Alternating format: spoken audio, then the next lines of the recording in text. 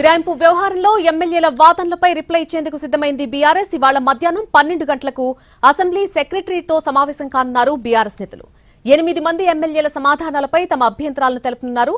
BRS reply ఇచ్చేందుకు 3 రోజుల గడువు ఇచ్చారు స్పీకర్.